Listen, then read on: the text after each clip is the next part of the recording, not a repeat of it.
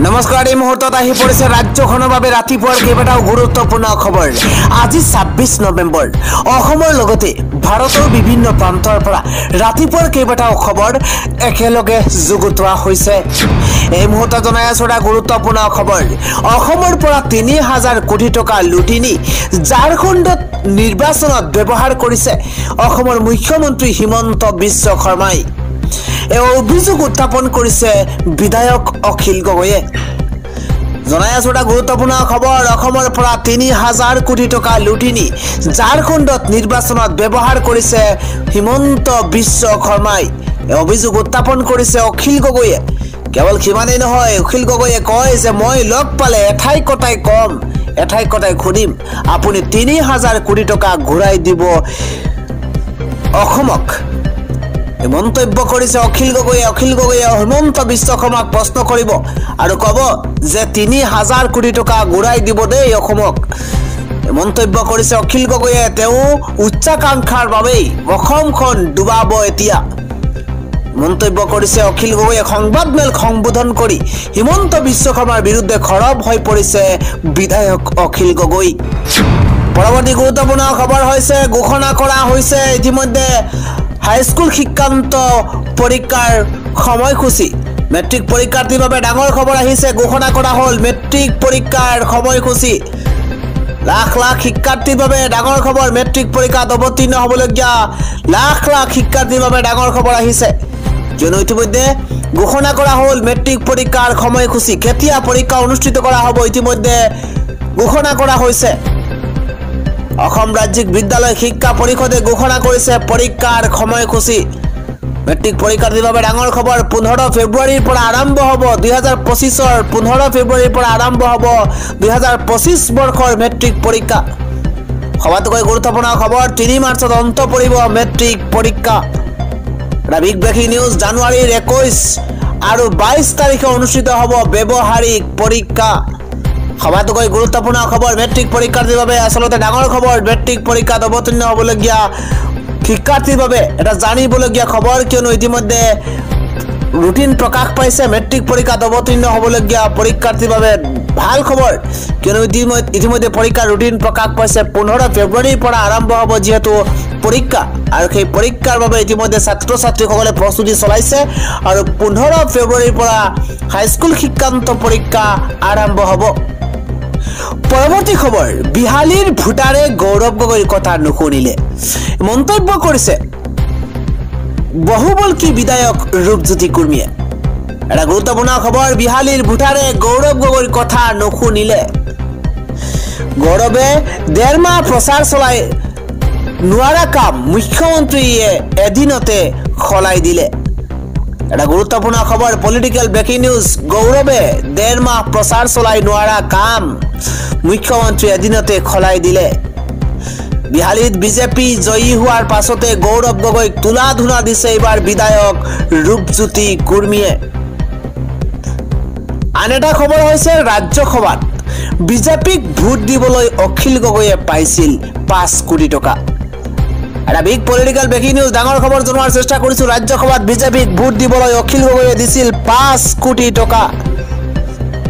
AIUDFৰ বিধায়ক কৰিমুদ্দিন বৰভূঞাই দিছিল এই অফাৰ। বিধায়ক কৰিমুদ্দিন বৰভূঞাৰ বিৰুদ্ধে এই গুৰুতৰ অভিযোগ উত্থাপন কৰিছে অখিল গগৈয়ে। অসমৰ আটাইতকৈ ডাঙৰ দালাল বুলি সম্বোধন বিধায়ক কৰিমুদ্দিন বৰভূঞাক। বৰভূঞাক জাতে পাতে দালাল। এই বিধায়ক গৰাকীক বৰাকত বিসৰ্জন দিব লাগে। ৰাজ্যসভাত বিজেপিক ভোট দিবলৈ অখিল গগৈক দিছিল ৫ কোটি টকা।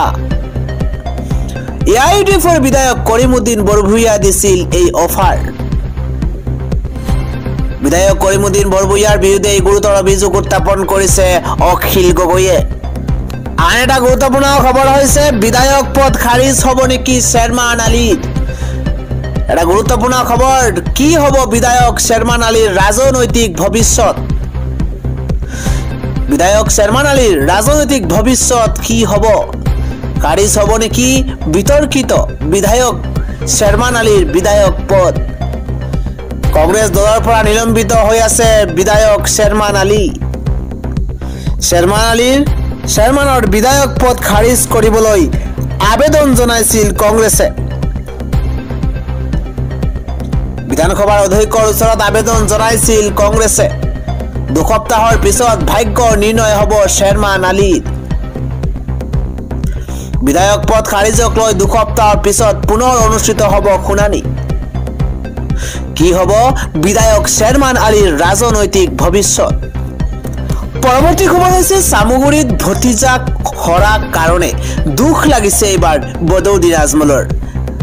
বদৰুদ্দিন আজমলে কয় যে আমাৰ ভোট কংগ্ৰেছক দিছিলো, কংগ্ৰেছে তথাপিও জিকিব নোৱাৰিলে। এটা বিগ পলিটিকেল ব্ৰেকিং নিউজ, ডাঙৰ খবৰ এই মুহূৰ্তত জনোৱাৰ চেষ্টা কৰিছো, কিয়নো এবাৰ বদৰুদ্দিন আজমলে কয় যে চামুগুৰিৰ সিটটো ভতিজাৰ কাৰণে এৰি দিছিলো। ভতিজা হৰাৰ কাৰণে দুখ লাগিছে এই মন্তব্য বদৰুদ্দিন আজমলৰ। ভতিজাৰ কাৰণে দুখ লাগিছে এইবাৰ বদৰুদ্দিন আজমলৰ।